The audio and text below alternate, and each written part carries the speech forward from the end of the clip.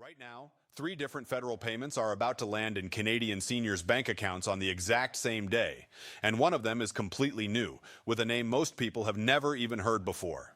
Curious. Before we get into it, if you find this channel helpful, please hit that subscribe button. It genuinely motivates us to keep bringing you accurate, up-to-date pension and benefit information every single week. Sincere. Now let's talk about what's happening this month, because there's a lot to unpack and some of it could change how much money shows up in your account. Excited? If you receive CPP OAS or the Grocery Rebate, this video is for you. I'm going to walk you through the exact payment date, the new dollar amounts, and a brand new benefit that's replacing something you've been receiving for years. Welcome back to CPP OAS Weekly Update, where every week we break down exactly what's changing with your government benefits in plain, simple language. Let's start with the date everyone wants to know. Your Canada Pension Plan and Old Age Security payments are both confirmed for Wednesday, July 29th, 2026. This applies whether you're receiving CPP retirement, CPP disability, survivor benefits, or old age security. If you have direct deposit set up, your money should appear in your account that morning. If you're still receiving a paper check, it may take a few extra days to arrive by mail. Here's something interesting many seniors don't realize. CPP is paid on the third to last business day of each month, which is why the exact date shifts around from month to month instead of staying fixed. That's why July lands on the 29th, while other months land on the 25th, the 26th, or the 27th. Now, here's the part that makes this particular payment special. It's not just a regular monthly deposit. This is the payment where several important changes all happen at once. Let's talk numbers, because this is where it gets good. Old age security is increasing by 1.2% for the July through September quarter, and this is actually the largest quarterly bump of the entire year. What does that mean in real dollars? The maximum OAS payment for seniors aged 65 to 74 rises from $743.05 to approximately $751.97 per month.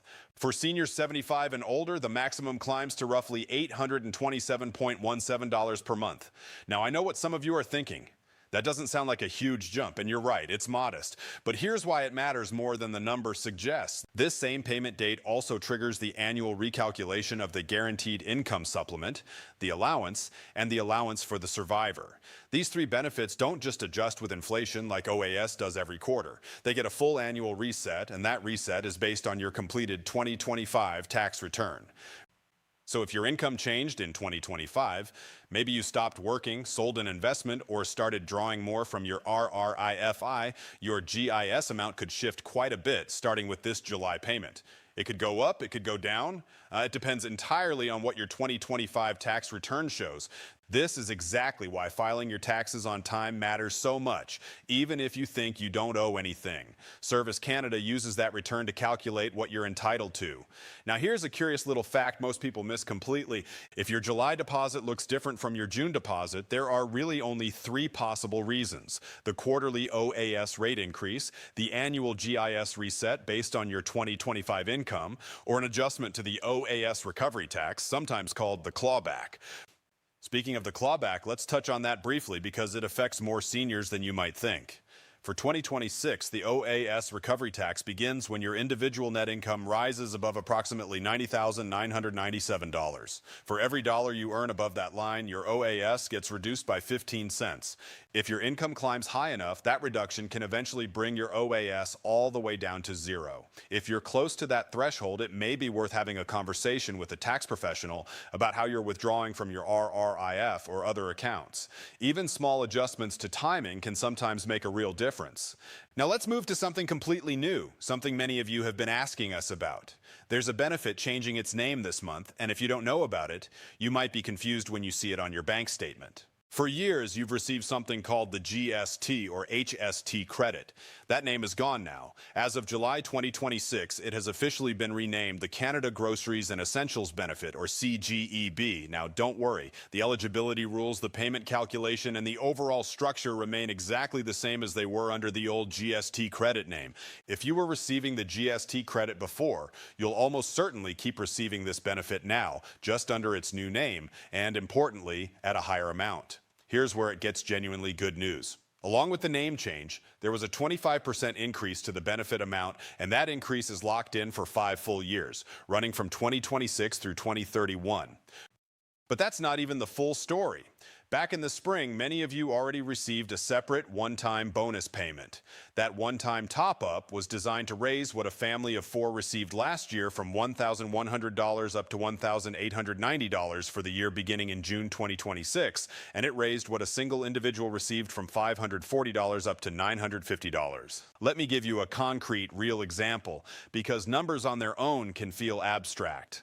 A single senior with a net income of $25,000 received a one-time top-up of $267 back in the spring, plus a longer-term annual increase of $136 for the 2026 to 2027 benefit year.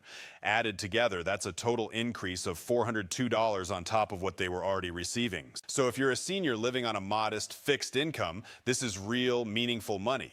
It's not life-changing on its own, but combined with your CPP and OAS, it adds up to genuine support for groceries and everyday essentials. Now, here's a question we get constantly in the comments. Do you need to apply for this new Canada Groceries and Essentials benefit? The answer, thankfully, is no. If you already qualify for the old GST or HST credit, the rebate is sent to you automatically by the Canada Revenue Agency. There's no separate application required. The only thing you truly need to do is make sure your taxes are filed, because that's how the CRA determines your eligibility and calculates your payment amount. Here's another small detail worth knowing. The CRA used your 2024 tax return to calculate the one-time top-up payment you received in spring. But going forward, your ongoing quarterly payments will be based on your 2025 tax return. So again, filing on time really does matter for keeping this money flowing smoothly. Let's pause here for a moment because I want to make sure this sinks in. 3 separate government supports are converging around this same period. Your CPP and OAS payment on July 29th. The annual GIS allowance and allowance for the survivor reset happening on that same date. And the newly renamed, newly increased Grocery and Essentials benefit rolling out this quarter. If you're someone who relies on more than one of these programs, it's worth taking 10 minutes this week to check your online Service Canada and CRA accounts. Confirm your direct deposit information is correct. Confirm your mailing address is up to date if you still receive checks. And most importantly, confirm your tax return has actually been filed and processed. I've heard from viewers before who missed out on a benefit increase simply because their tax return was sitting unprocessed or their banking information was outdated after switching banks. Don't let a small paperwork issue cost you money you're entitled to. One more thing worth mentioning, since I know many of you plan your monthly budgets carefully around these dates. There is no 13th or bonus payment coming in December. Instead, the December deposit simply moves earlier, landing around the 22nd, which creates the longest gap of the year, roughly 5 weeks, before the next payment arrives in late January. If you're someone who budgets tightly month to month, it's worth setting that longer gap aside mentally now so it doesn't catch you off guard later in the year. I also want to gently remind you that while I always aim to bring you the most accurate and current information available, this channel is an independent educational resource. We are not affiliated with the Government of Canada or Service Canada. For your specific situation, your exact payment amount, and any questions about your personal eligibility, please always confirm directly with Service Canada or the CRA. So, to sum up everything we covered today, your CPP and OAS payment lands on Wednesday, July 29th, 2026. OAS rises 1.2% this quarter, bringing the maximum to roughly $751.97 for those 65 to 74, and about $827.17 for those 75 and older. Your GIS allowance and allowance for the survivor all get their annual reset based on your 2025 tax return on that same date. And the old GST credit has a brand new name, the Canada Groceries and Essentials benefit, along with a 25% boost that will last for the next 5 years. I know that's a lot of information to take in during one video, and that's exactly why I break these updates down for you every single week, so you never have to go digging through confusing government websites on your own. If this video helped clarify things for you, please give it a thumbs up. It genuinely helps other seniors find this channel when they're searching for the same answers you were looking for today. And if you have a question about your own specific payment, drop it in the comments below. I read every single one, and I try to answer as many as I can. Next week, we're going to dig into something a lot of you have been asking about, how your CPP contributions are actually invested and what that means for the long-term health of your pension.